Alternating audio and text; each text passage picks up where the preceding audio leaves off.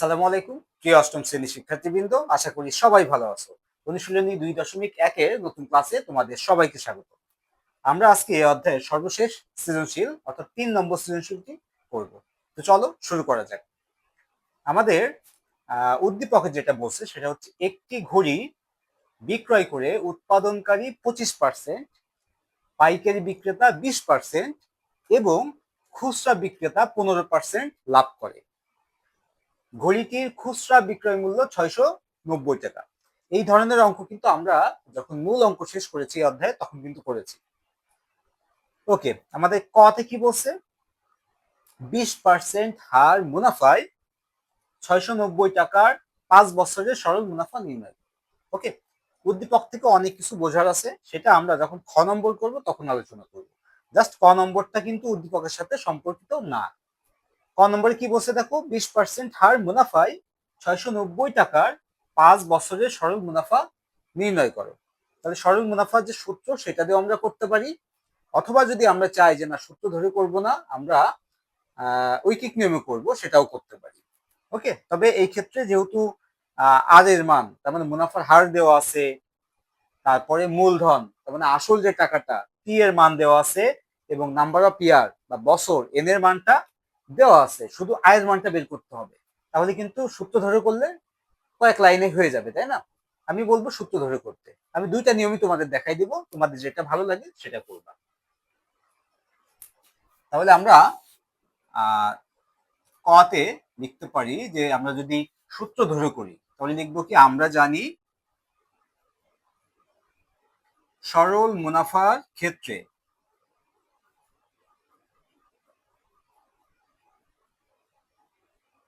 ওকে, সরল মুনাফার ক্ষেত্রে আমরা কি লিখতে পারি দেখো, আই সমান সমান পি এন আর, এটা সূত্র আমরা জানি। তাহলে এখানে আই সমান সমান কি, আই হচ্ছে মুনাফা, এই মুনাফাটা আমাদের বের করতে হবে, কিন্তু কিন্তু বলছে সরল মুনাফা নির্ণয় করো। তাহলে এই মুনাফাটা আমরা কি করতে পারি, বলতে পারি না নির্ণয়, তার মানে এই মুনাফাটা নির্ণয় করতে হবে। ওকে, পি সমান সমান কি, আসল, তাই না? সমান সমান কত দেওয়া আছে দেখো তো, পি পি এর মান 690 টাকা। তাহলে আমরা লিখতে পারি পি এর মান 690 টাকা। ওকে, এরপরে এন, এন হচ্ছে বছর, বছর আমাদের কত দেওয়া আছে দেখো তো, 5 বছর। ওকে, এরপরে কি আছে দেখো, আর, আর মানে কি মুনাফার হার। ওকে, মুনাফার হার কত দেওয়া আছে দেখো তো আমাদের 20%। ওকে, এই 20%কে আমরা যদি ভেঙে ফেলি মানে পার্সেন্টে নিয়ে আসি, পূর্ণ সংখ্যায় ভগ্নাংশ আকারে লিখি, তাহলে 20/100, কারণ পার্সেন্ট মানে কি 1/100, তাহলে 20-এর সাথে 1 গুণ করো, তার মানে 20% সমান সমান লিখতে পারি 20 গুণিত 1/100। পার্সেন্টের মানে হচ্ছে 1/100, তাহলে 20 উপরের সাথে গুণ হয়, তার মানে আমরা একবারে লিখতে পারি পার্সেন্ট মানে 20/100, 20% মানে। ওকে, তাহলে এখান থেকে যদি একটু কাটাকাটি করি আমরা, এই শূন্য এই শূন্যটা কেটে দাও, এই 2 অক্ষে 2, 5 দুগুণে 10, তার মানে আর এর মান পাচ্ছি আমরা 1/5। ওকে, তাহলে দেখো এখান থেকে আয়ের মান বাদে বাকি সবগুলো আমরা পেয়ে গেছি। তাহলে এখানে মান যদি বসাই দিই সহজে আমরা আয়ের মান পেয়ে যাব। তাহলে আমরা লিখতে পারি, বা আয় সমান সমান পি এর মান কত 690 গুণিত এন এর মান কত 5 গুণিত আর এর মান কত 1/5। এই 5 আর 5 দেখো কেটে যাচ্ছে, 690 সাথে 1 গুণ করতে হয়, তার মানে 690। তাহলে আই মানে ইন্টারেস্ট বা মুনাফা পেয়ে গেলাম কত 690 টাকা। আমরা কিন্তু অ্যান্সার হয়ে গেছে, তাই না? লিখতে পারি অতএব মুনাফা সমান সমান 690 টাকা। ওকে, আশা করি তোমরা বুঝতে পেরেছো বিষয়টা। এটা গেল আমরা যদি সূত্রের সাহায্য করি।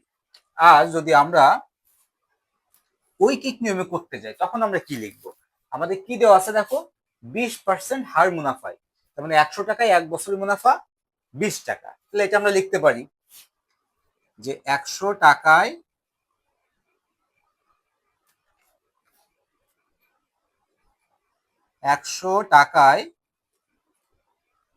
1 বছরের মুনাফা, আমি একটু সংক্ষেপে লিখে দিই 20 টাকা। ওকে, তাহলে 100 টাকায় আমাদের যেহেতু বলছে টোটাল 5 বছর, তাহলে 5 বছরের মুনাফা কত হবে? বেশি হবে, 20 × 5 টাকা। ওকে, 1 টাকায় 5 বছরের মুনাফা কম হবে, 20 × 5 / 100 টাকা। আর 690 টাকায় 5 বছরের মুনাফা, তাহলে কি হবে? 20 × 5 × 690 / 100। দেখো 5 20 100, তাই না? 5 দিয়ে 100 কাটলে 20, এই 20 কেটে যাচ্ছে, থাকে কত?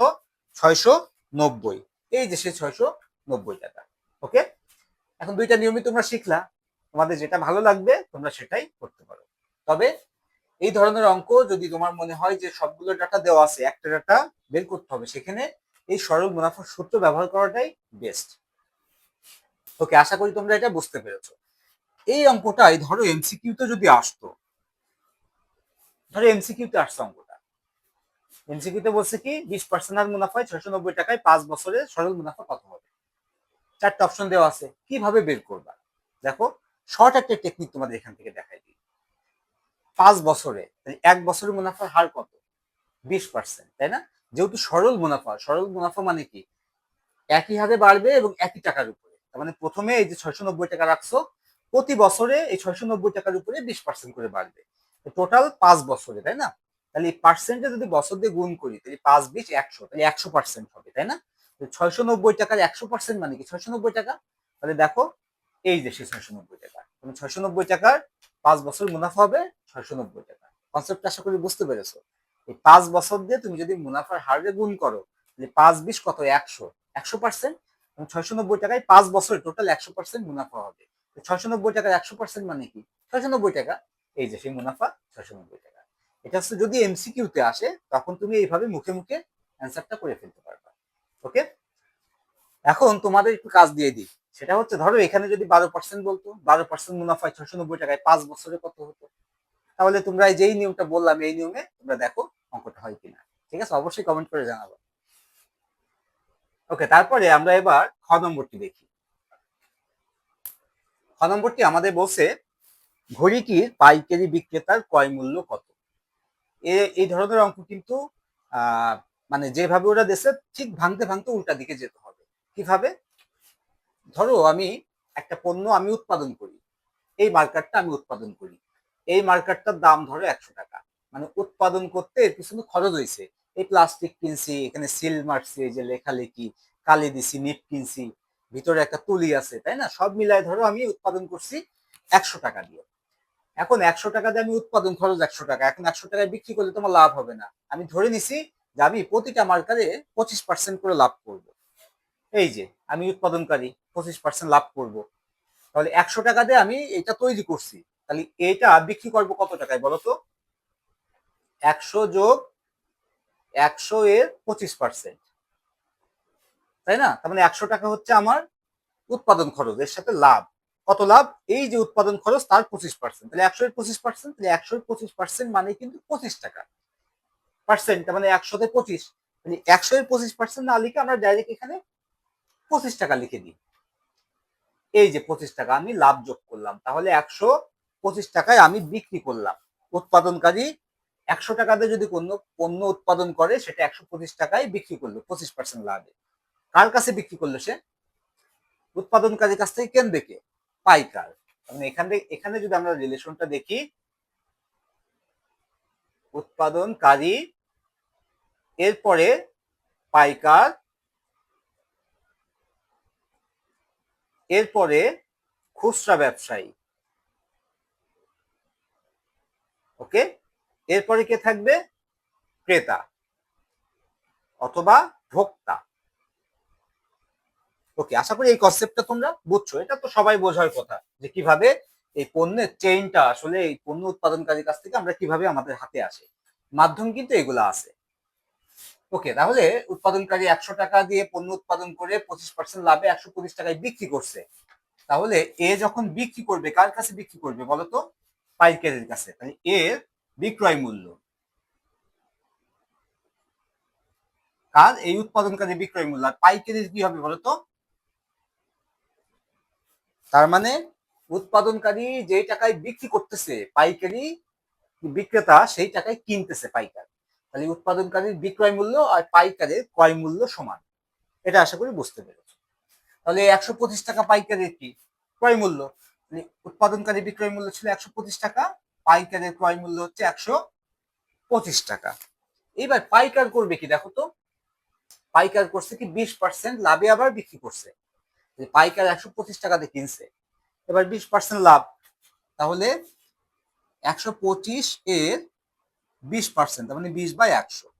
ওকে, আমরা শূন্য শূন্য কেটে দিই, 2 অক্ষে 2, 5 দুগুণি 10, 5 দিয়ে এতে কাটলে 5 দুগুণি 10, 5 5 25, তার মানে 25 টাকা। 125 এর 20% হচ্ছে 25 টাকা। তাহলে পাইকারি বিক্রেতা 125 টাকা দিয়ে যে পণ্য কিনছিল 20% লাভে, তার মানে 25 টাকা লাভ করবে সে। তাহলে সে বিক্রি করবে কত, 125 এর সাথে 25 যোগ হবে, তাহলে 150 টাকায় সে বিক্রি করবে।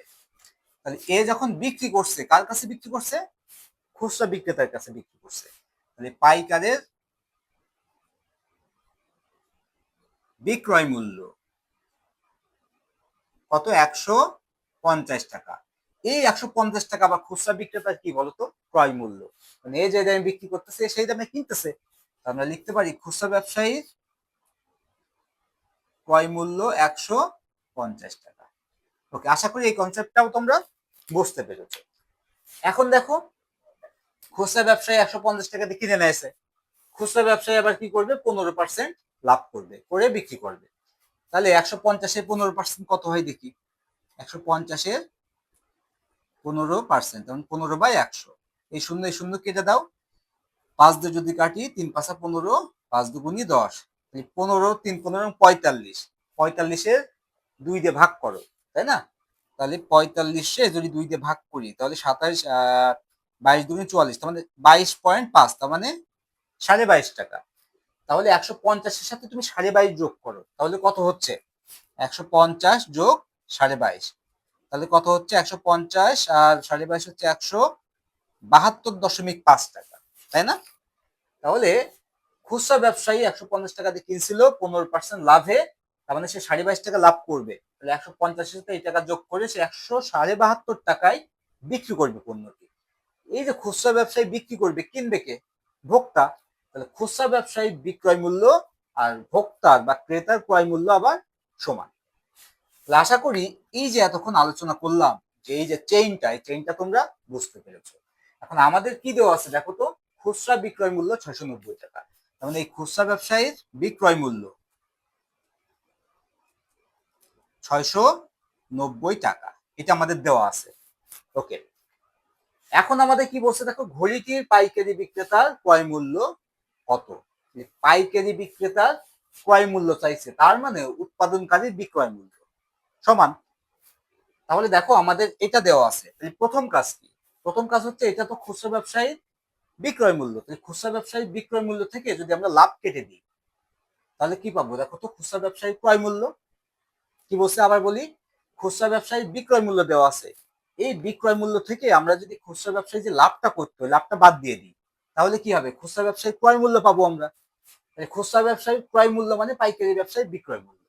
এইবার পাইকারি ব্যবসায়ী বিক্রয় মূল্য পাইছি, পাইকারি ব্যবসায়ী বিক্রয় মূল্য থেকে যদি পাইকারি ব্যবসায়ী যে লাভটা করতেছিল এই লাভটা বাদ দিয়ে দিই, তাহলে আমরা কি পাবো দেখো তো, পাইকারি ব্যবসায় ক্রয় মূল্য পেয়ে যাবো। তাহলে জাস্ট রিভার্স করে যেতে হবে, এটাই বলছি, উল্টা করে যেতে হবে। আশা করি কনসেপ্টটা বুঝতে পেরেছো। তাহলে এখন আমাদের প্রথম কাজ হচ্ছে খুচরা ব্যবসায়ীর ক্রয় মূল্য বের করা। তাহলে খ আমরা লিখতে পারি যে দেওয়া আছে কি বিক্রি, ঘড়িটি, তাই না? তাহলে ঘড়িটির খুচরা বিক্রয় মূল্য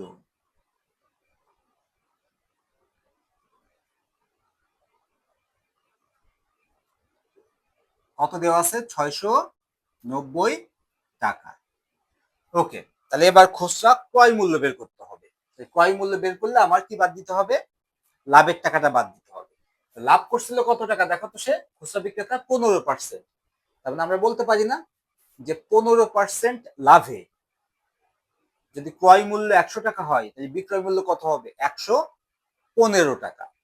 দেখো তো এইভাবে লিখতে পারি না যে 15% লাভে ক্রয় মূল্য 115 টাকা হলে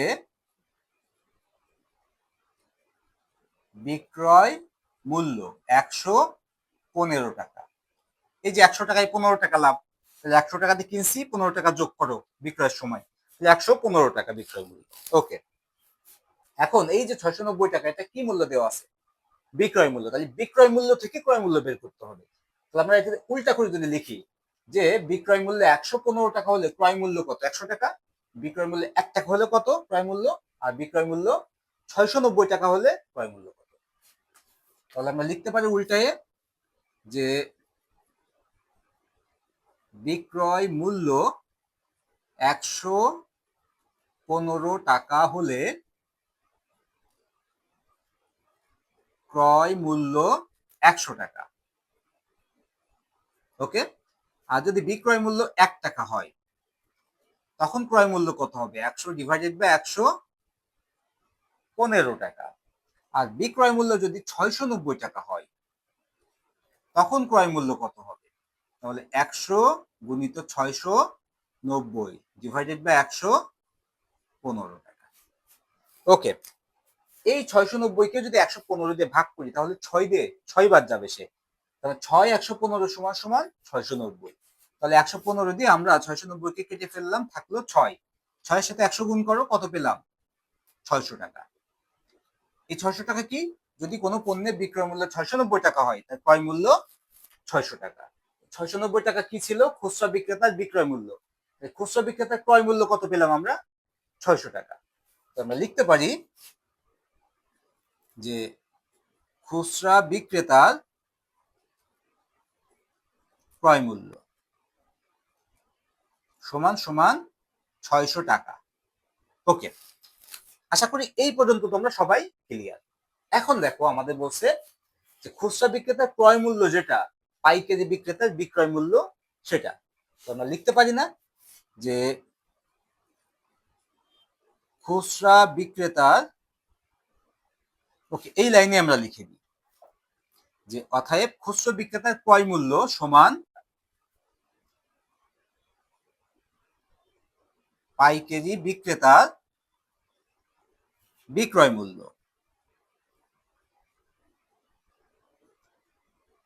সমান সমান 600 টাকা। ওকে, এক লাইনে আমরা হয়ে গেল আমাদের এটা। খুচরা বিক্রেতার ক্রয় মূল্য আর পাইকারি বিক্রেতার বিক্রয় মূল্য সমান কত টাকা? 600 টাকা। ওকে, এখন দেখো আমাদের বলছে যে পাইকারি বিক্রেতা আবার 20% লাভে বিক্রি করছে। তাহলে এই যে 600 টাকার মধ্যে পাইকারি বিক্রেতার 20% লাভ আছে। তাহলে এখন আমরা লিখতে পারি না যে 20% লাভে যদি ক্রয় মূল্য 100 টাকা হয় তাহলে বিক্রয় মূল্য 120 টাকা? সেম এর মতো এবার উল্টাই নিব যে বিক্রয় মূল্য 120 টাকা হলে ক্রয় মূল্য কত, বিক্রয় মূল্য 1 টাকা হলে ক্রয় মূল্য কত, আর বিক্রয় মূল্য 600 টাকা হলে ক্রয় মূল্য কত। তাহলে আমরা পেয়ে যাচ্ছি পাইকারি বিক্রেতার ক্রয় মূল্য। ওকে, তাহলে আমরা লিখতে পারি 20% লাভে ক্রয় মূল্য 100 টাকা হলে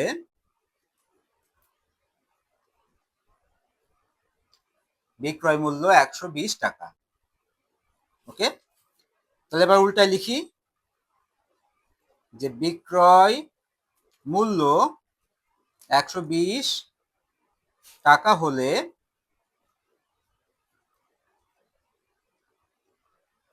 ক্রয় মূল্য 100 টাকা। আর বিক্রয় মূল্য যদি 1 টাকা হলে ক্রয় মূল্য কি হবে? 100 ডিভাইডেড বাই 120 টাকা। আর বিক্রয় মূল্য 600 টাকা হলে ক্রয় মূল্য হবে 100 গুণিত 600 ডিভাইডেড বাই 120। এই শূন্য কেটে দাও, 12 দিয়ে 60 কে কাটলে 5 12 60, 5 এর সাথে 100 গুণ করলে কত পাচ্ছি আমরা? 500 টাকা। এই 500 টাকা কি পেলাম আমরা? ক্রয় মূল্য। কার ক্রয় মূল্য? পাইকারি বিক্রেতার ক্রয় মূল্য। কারণ পাইকারি বিক্রেতার বিক্রয় মূল্য ছিল 600 টাকা, সেখান থেকে আমরা 20% লাভ বিয়োগ করে দিছি, বাদ দিয়ে দিছি, তাহলে এটা পেয়ে গেলাম পাইকারি বিক্রেতার ক্রয় মূল্য। আমাদের কিন্তু এটাই বের করতে বলছে যে ঘড়িটির পাইকারি বিক্রেতার ক্রয় মূল্য কত। তাহলে আমরা আনসার লিখতে পারি কি? অতএব ঘড়িটির পাইকারি বিক্রেতার ক্রয় মূল্য 500 টাকা। আশা করি তোমরা অঙ্কটি ভালোভাবে বুঝতে পেরেছো। ওকে, এবার আমরা গ নম্বরটি দেখি। দেখো গতে আমাদের বলছে যে ঘড়িটির সাধারণ লোকজনের জন্য মূল্য শতকরা কত বৃদ্ধি পেয়েছে। সাধারণ লোকজন কারা? আমরা। তার মানে যারা ক্রেতা বা ভোক্তা তারাই সাধারণ লোকজন। কত টাকাতে তারা কিনছে সেটা দেখতে হবে। তাহলে বলো তো কত টাকাতে কিনছে সাধারণ লোকজন? 690 টাকাতে কিনছে, কারণ ঘড়িটির খুচরা বিক্রয় মূল্য 690 টাকা। খুচরো বিক্রেতা 690 টাকায় বিক্রি করেছে। পাইকারি সরি ক্রেতা বা ভোক্তারা এই টাকা দিয়ে কিনছে। সাধারণ লোকজন কিনছে 690 টাকা। এটা তো আশা করি বুঝতে পেরেছো। এখন এই ঘড়িটি উৎপাদন খরচ কত সেটা দেখতে হবে। তাহলে ঘড়িটি উৎপাদন খরচ করতে গেলে আমরা কিন্তু পাইকারি বিক্রেতার ক্রয় মূল্য বের করে ফেলেছি খতে, তাই না? এখন যদি পাইকারি বিক্রেতার ক্রয় মূল্য মানে কি? উৎপাদনকারীর বিক্রয় মূল্য। তাহলে উৎপাদনকারীর বিক্রয় মূল্য আমরা পেয়ে গেছি। এখন এই 25% লাভ যদি বাদ দিয়ে দিই সেখান থেকে, তাহলে আমরা পাবো কি? পাইকারি বিক্রেতার উৎপাদনকারীর উৎপাদন খরচ। উৎপাদন খরচ কত টাকা ছিল আর কত টাকায় লাস্ট বিক্রি হয়েছে, এই দুটার পার্থক্য বের বের যদি করতে পারি আমরা, ধরো উৎপাদন খরচ 400 টাকা সে, আর ঘড়ির লাস্ট বিক্রি হয়েছে কত টাকায়? 690 টাকায়। দাম বাড়ছে টোটাল কত? 290 টাকা। এই 290 টাকা কত টাকার উপরে বাড়ছে? 400 টাকায় বাড়ছে 290 টাকা। তাহলে 1 টাকায় কত বাড়ছে আর 100 টাকায় কত বাড়ছে, এটাই কিন্তু বলছে শতকরা কত বৃদ্ধি পেয়েছে। তাহলে কিন্তু এটা আমরা পেয়ে যাচ্ছি। তাহলে এখান থেকে আমাদের যেটা লাগবে সেটা হচ্ছে সর্বশেষ যে বিক্রয় মূল্য, তার মানে খুচরো বিক্রয় মূল্য, সেটা অলরেডি দেওয়া আছে। এখন আমাদের নির্ণয় করতে হবে কি? উৎপাদন খরচ কত। তাহলে উৎপাদন খরচ করতে গেলে অর্ধেক ডাটা কিন্তু আমরা খতে পেয়ে গেছি। তাহলে আমরা লিখতে পারি যে খ হতে প্রাপ্ত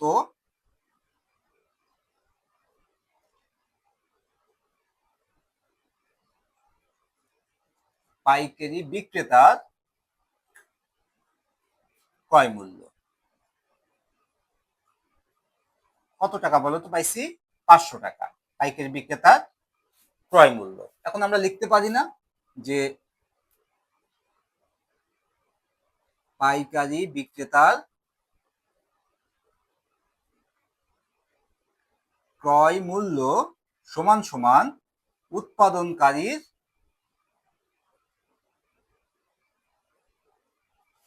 বিক্রয় মূল্য সমান সমান 500 টাকা। কারণ পাইকারি বিক্রেতা যে টাকাতে কিনছে উৎপাদনকারী তার কাছে ওই টাকা দিয়ে বিক্রি করছে। তাহলে উৎপাদনকারীর বিক্রয় মূল্য আমরা পেয়ে গেছি। এখন দেখো উৎপাদনকারী 25% লাভ করেছিল, তাই না? তাহলে এই 500 টাকার মধ্যে তার 25% লাভ আছে। তাহলে আমরা সেম খতে যেভাবে বিক্রয় মূল্য থেকে ক্রয় মূল্য বের করছি, এখানে একই প্যাটার্ন। 25% লাভে ক্রয় মূল্য 100 টাকা হলে বিক্রয় মূল্য 125।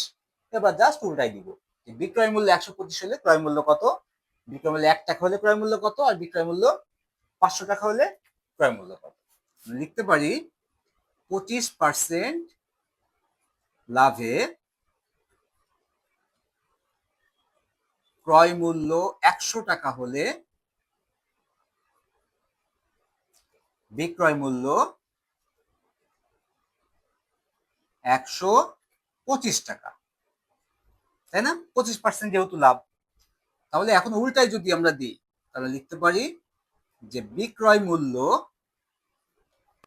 125 টাকা হলে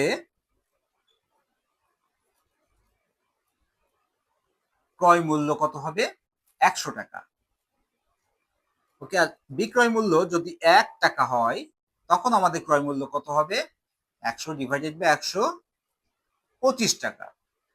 আর বিক্রয় মূল্য আমাদের কত দেওয়া আছে? 500 টাকা। বিক্রয় মূল্য যদি 500 টাকা হয় তখন আমাদের ক্রয় মূল্য কত হবে? 100×500/125 টাকা। এই 125 দিয়ে আমি যদি 500-কে কাটি পাবো কত? 4। এই 4-এর সাথে 100 গুণ করো, কত হচ্ছে? 400 টাকা। এই যে 400 টাকা পেলাম, এটা কি? এটা হচ্ছে উৎপাদনকারীর ক্রয় মূল্য, তার মানে উৎপাদন খরচ, তাই না? উৎপাদন খরচ এসে কত? 400 টাকা। তাহলে আমরা লিখতে পারি ঘড়িটির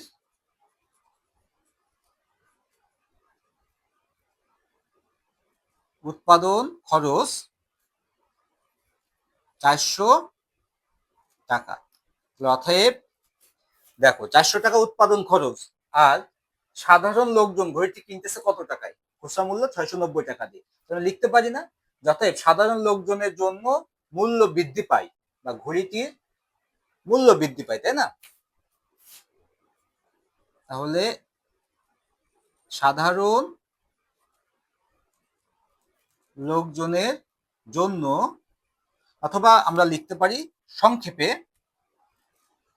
ঘড়িটির মূল্য বৃদ্ধি পায়। ঘড়িটির মূল্য বৃদ্ধি পায় সমান সমান খুচরা মূল্য থেকে আমার টোটাল উৎপাদন খরচটা বাদ দিয়ে দিলাম। তাই কত টাকা বেরোলো? 290 টাকা। আশা করি এই পর্যন্ত তোমরা সবাই বুঝতে পেরেছো। এখন দেখো এই 290 টাকা যে বৃদ্ধি পেয়েছে কত টাকার উপরে, মানে প্রাথমিক ইনভেস্ট ছিল কত টাকা? 400 টাকা। তাহলে লিখতে পারি না 400 টাকায় বৃদ্ধি পেয়েছে, 290 টাকায়, 1 টাকায় কত বৃদ্ধি পেয়েছে, আর 100 টাকায় কত বৃদ্ধি পেয়েছে। এটাই আমাদের শতকরা বৃদ্ধি। তাহলে লিখবো কি, যে 400 টাকায় মূল্য বৃদ্ধি পায়,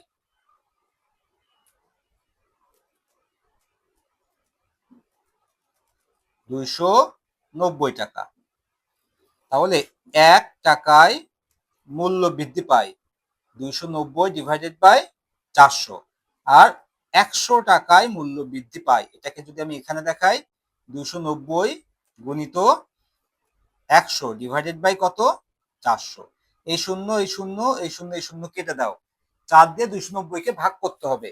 তাহলে 4 দিয়ে আমি যদি 290 কে ভাগ করি, দেখো 4 29 এর ভিতরে যে 7 বার, 4 7 28, 29 থেকে 28 গেলে থাকে 1 0, 4 10 এর মধ্যে যায় 2 বার, 4 দুগুণী 8, থাকে 2। তার মানে 72 পূর্ণ 2/4। 2/4 কে যদি কাটাকাটি করি, 2 অক্ষে 2, 2 দুগুণী 4, তাই না? তাহলে আমরা কত পাচ্ছি? 72 পূর্ণ হাফ, মানে 72.5%। তাহলে 4 দিয়ে 290 কে কাটাকাটি করলে আমরা পাচ্ছি এখানে কত? 72.5 টাকা। এই 72.5 টাকায় 100 টাকায় বৃদ্ধি পেয়েছে, তাই না? তার মানে শতকরা বৃদ্ধি পেয়েছে 72.5 টাকা। তাহলে আমরা লিখতে পারি, অতএব সাধারণ লোকজনের জন্য মূল্য বৃদ্ধি পায়। আমি সংক্ষেপে লিখলাম, মূল্য বৃদ্ধি পায়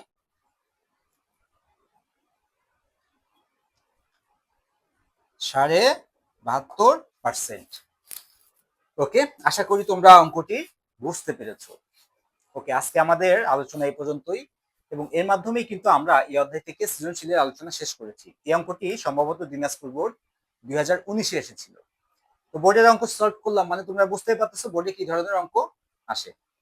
ওকে, আজকে পর্যন্তই। আমাদের এই অধ্যায়ের আর একটা ক্লাস আমরা নিব, সেটা হচ্ছে সংক্ষিপ্ত প্রশ্নের উপরে। সেটা আমরা পরবর্তী ক্লাসে শেষ করবো ইনশাল্লাহ। তো সে পর্যন্ত সবাই ভালো থেকো। আল্লাহ হাফেজ।